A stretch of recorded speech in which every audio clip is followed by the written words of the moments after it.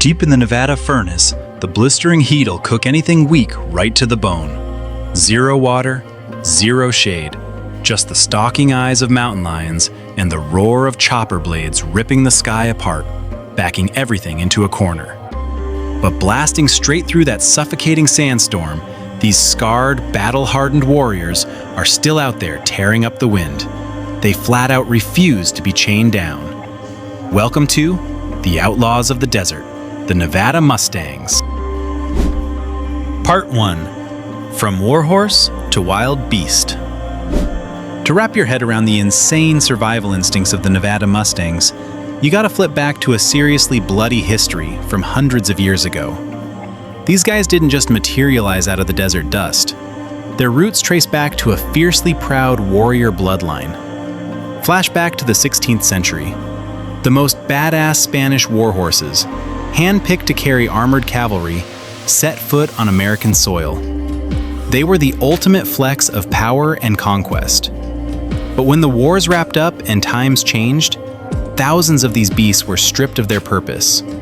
They either made a break for it, or were just coldly dumped by humans, right into the middle of a massive wasteland. Talk about going from living the pampered life straight into a death trap. Mother Nature out in Nevada didn't roll out the welcome mat with lush green pastures. She hit him with flesh-cracking heat and a brutal lack of water. To keep from getting wiped out, that royal bloodline had to take a back seat and let pure, savage instinct take the wheel.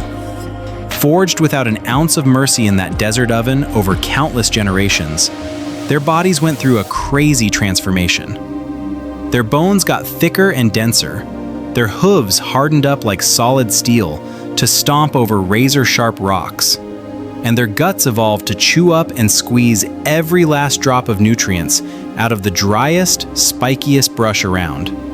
Now, they ain't nobody's pets. The Mustang herd completely shook off the chains of being tamed, turning into weather-beaten, battle-hardened mercenaries. A legit wild empire was reborn right out of the ashes of being abandoned. A place where only the most stubborn, ruthless, and resilient have the right to stand tall under this killer sun. Part 2. The Arena of the Stubborn Few. If the Arizona desert is a tough break, Nevada is a straight-up, drawn-out death sentence.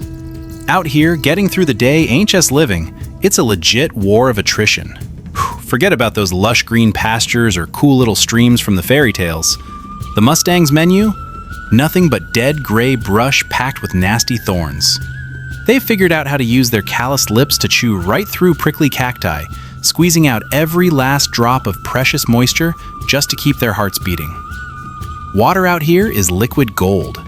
Just to track down a dried-up mud puddle, this herd's got to trek dozens of miles across scorching rock plateaus, where the ground is hot enough to fry any hoof that hasn't been put through the ringer. But the brutal landscape? That's only half the nightmare. When the sunset paints those cliffs blood red, a whole different kind of terror crawls out of the cracks. The mountain lion. These massive cats are ghost assassins, packing terrifying strength and deadly patience.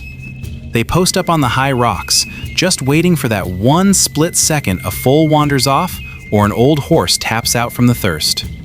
That's exactly when the Nevada Mustang's mercenary instincts kick into high gear. They don't scatter and panic. When a predator rolls up, the whole crew instantly locks into formation. The jacked, battle-scarred stallions form a ring of steel, facing outward to guard the weak in the middle. It's a dead silent, edge-of-your-seat standoff. One wrong move, and that cat's diving in to shred thick hide with razor-blade claws. But the payback? A 1,000-pound back kick that'll crush the skull of any threat stupid enough to get too close. In the pitch black of Nevada, there's zero room for pity or weakness. Only the toughest, most wide-awake ones are gonna see tomorrow's sunrise. This arena doesn't just build muscle, it forges iron wills that absolutely cannot be broken. Part 3. The Nightmare from Above. Even after beating the desert heat and the sharp claws of mountain lions, the Nevada Mustangs gotta face an enemy their prehistoric survival instincts can't even begin to process. Man. When water gets tight and turf wars over grazing land pop off, a whole different kind of death sentence comes dropping from the sky. The dead silence of the rocky valley gets ripped wide open by the deafening roar of helicopters. Up there, these iron birds ain't hunting for meat. They're hunting to steal freedom. We're talking about the most brutal roundups out west. Choppers dive bomb straight for the deck, skimming right over the herd's backs, using the engine noise and crazy prop wash to push these animals into an exhausting, dead sprint. Down in the dirt, it's a total whiteout of dust, blinding everything. All you hear is the chaotic hammering of hooves and choked, desperate gasps for air in the grit. The lead stallions, these fearless brawlers who wouldn't flinch at a mountain lion, are suddenly helpless against modern tech. They hustle to protect the mares and foals, but the chopper just hangs there like a ghost, never letting up until the whole crew is funneled right into the death chutes, narrow alleys leading straight into steel pens.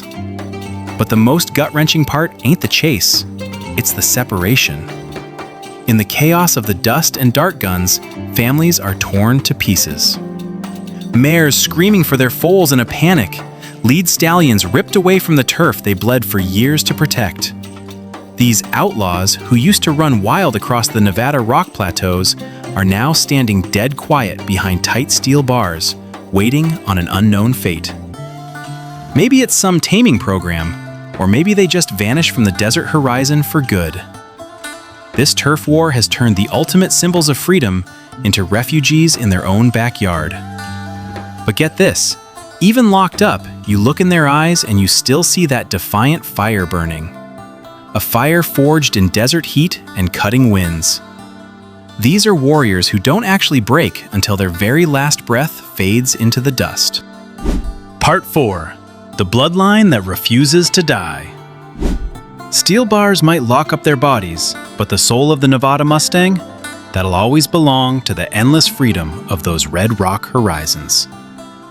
After every brutal roundup, once the choppers pull out and the dust finally settles, the Nevada desert goes right back to its original, dead silence. And out there, deep in the canyons where no humans ever even stepped foot, those echoing neighs are still going strong. These Mustangs aren't just wild animals. They're living, breathing witnesses to an epic pioneer era, the proud bloodline of cavalry warhorses that flat out refused to be erased. The real strength of a Mustang ain't about how fast they can run. It's about how much pain they can take and still keep pushing forward. They are the ultimate, last standing symbol of a Wild West that's fading fast, a hard-hitting reminder that freedom always comes with a heavy price tag. When you look dead in the eyes of a Nevada Mustang, you aren't just seeing the desert looking back at you. You're looking at an iron will that has survived centuries of being tossed aside and hunted down. So, what's your take on this life or death showdown? Do humans really have the right to play the management card just to rob these desert warriors of their turf and their freedom? Drop your thoughts in the comments down below.